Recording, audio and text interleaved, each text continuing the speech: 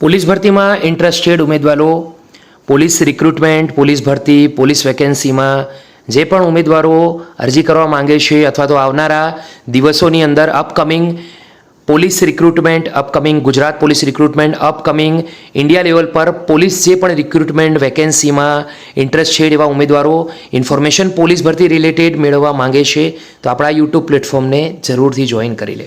દોસ્તો, એસએસસી એટલે કે સ્ટાફ સિલેક્શન કમિશન તરફથી એક ઇમ્પોર્ટન્ટ ન્યૂઝ આવી છે જે તમામ મિત્રો સુધી પહોંચાડવા જરૂરી છે.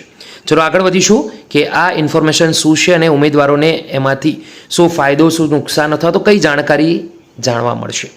તો આ ભરતી છે સ્ટાફ સિલેક્શન કમિશન તરફથી સબ ઇન્સ્પેક્ટરની. ઇમ્પોર્ટન્ટ નોટિસ છે સબ ઇન્સ્પેક્ટરની. શું કહેવા માંગે છે તો એની માટે દોસ્તો આપણે પીડીએફ છે અથવા તો અહીંયા જે વ્યૂ છે તેના પર ક્લિક કરીશું જેથી કરી આપણે જાણી શકીએ કે આ ભરતી શું કહેવા માંગે છે. સ્ટાફ સિલેક્શન કમિશન તરફથી જે ઇમ્પોર્ટન્ટ નોટિસ આવી છે તે છે F number E13/2025 C section.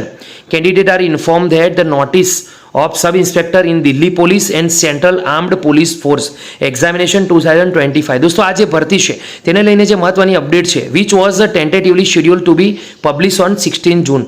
તો આનું અંદાજિત શેડ્યુલ છે તે 16 જૂનના રોજ પ્રસિદ્ધ થવાનું હતું. આ ભરતીનું એટલે કે સબ ઇન્સ્પેક્ટરનું has been deferred due to administrative reason. કંઈક એડમિનિસ્ટ્રેટિવ રીઝન છે એના કારણે અહીંયા ડિફર થયું છે એટલે કે હાલ પ્રસિદ્ધ કરાવી શકાયું નથી.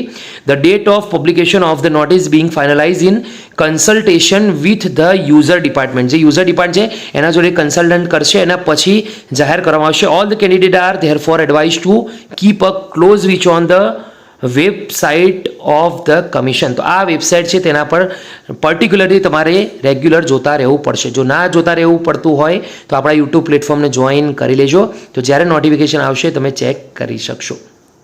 દોસ્તો, મહત્વપૂર્ણ અપડેટ છે. વિડીયો ગમી હોય લાઇક કરો, બીજા સુધી શેર કરો. ફરી મળીશું. ત્યાં સુધી ગુડ બાય, ટેક કેર, જય હિન્દ.